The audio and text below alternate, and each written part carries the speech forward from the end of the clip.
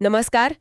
आज हम रूस यूक्रेन युद्ध की ताज़ा स्थिति पर एक नज़र डाल रहे हैं।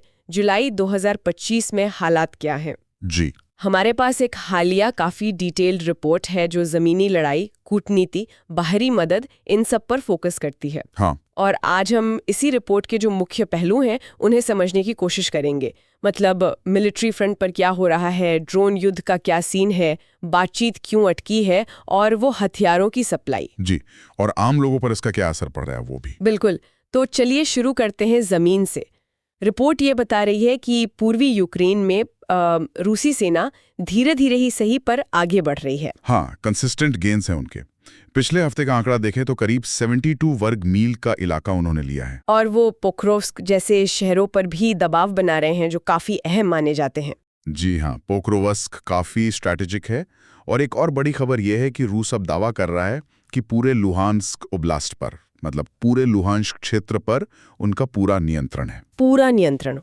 2022 में विलय की घोषणा के बाद ये पहला ऐसा ओब्लास्ट होगा ना जिसपे वो पूरा कब्जा क्लेम कर रहे हैं। बिल्कुल सही, ये एक अहम डेवलपमेंट है जमीनी लड़ाई के लिहाज से। लेकिन लड़ाई सिर्फ पूर्व तक ही सीमित नहीं है ना? रिपोर्ट में उत्तर का भी जिक्र है। हाँ बिल्कुल, सुमी क्षेत्र में और बॉर्डर के पार रूस के बेल्गोरोद ओब्लास्ट में भी झड़पें काफी तेज हुई हैं। अच्छा। जी। और रिपोर्ट ये भी बताती है कि अकेले सुमी के पास रूस ने करीब 50,000 से ज्यादा सैनिक जमा कर रखे हैं। 50,000 सिर्फ एक इलाके में? जी। ये तो दिखाता है कि टेंशन कितनी ज्यादा है वहाँ। बिल्कुल, ये संघर्ष के फैलाव को दिखाता है। और फिर एक और मोर्चा है, ड्रोन वाला। वो तो लगता है बिल्कुल एक नए फेज में चला गया है। हाँ, वो तो है। यूक्रेन ने काफी अंदर तक हमले किए हैं रूस में। वो इज़ेव्स्क वाले प्लांट पर हमला हुआ, कुपुल इलेक्ट्रोमैकेनिकल प्लांट। हाँ, वो तो करीब 800 मील अंदर है यूक्रेन से। हाँ, और उससे ड्रोन उत्पादन पर असर पड़ा है ऐसी खबरें हैं, जाने भी गई हैं शायद। जी, ये दिखाता है कि ड्रोन वॉरफेयर कितना बदल गया है। अब लंबी दूरी की स्ट्राइक्स, सप्लाई चेन्स को टारगेट करना, ये सब मतलब युद्ध का अहम हिस्सा बन गया है। दोनों तरफ से ये चल रहा है। हाँ, दोनों ही पक्ष इस टेक्नोलॉजी का भरपूर इस्तेमाल कर रहे हैं। तो ये तो हुई जमीनी और हवाई बातें, लेकिन एक और चीज है जो शायद पूरे समीकरण को बदल सकती है। वो है बाहरी मदद, खासकर अमेरिका से आने वाले हथियार। हाँ, ये इस वक्त शायद सबसे बड़ा चर्चा का विषय है। हाल ही में एक बड़ा फैसला हुआ है। ट्रंप प्रशासन ने कई अहम अमेरिकी हथियारों की सप्लाई रोक दी है। रोक दी है? क्यों? में कमी आ रही है, उसकी चिंता है।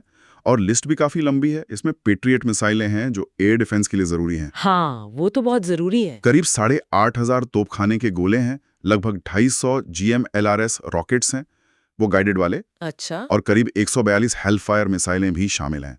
तो ये यूक्रेन के लिए एक बड़ा झटका है उनकी रक्षा क्षमता पर। और जाहिर है यूक्रेन ने इस पर कड़ी प्रतिक्रिया दी होगी। बिल्कुल, उन्होंने विरोध जताया है, अमेरिकी राजदूत को तलब किया और एक थोड़ी असामान्य अपील भी की है यूरोपीय सहयोगियों से। क्या अपील? कि उन्हें अमेरिकी हथियार खरीदने और यूक्रेन को ट्रांसफर करने की इजाजत दी जाए।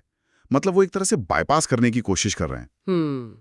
और इस रोक का असर दिख रहा है जमीन पर? हाँ, यूक्रेनी अधिकारियों का तो यही कहना है। उनकी एयर डिफेंस कमजोर हुई है और इसके चलते रूसी हवाई हमले तेज हुए हैं, खासकर बड़े शहरों पर जैसे खरसोन और खार्किव। पॉइंट जैसा लग रहा है।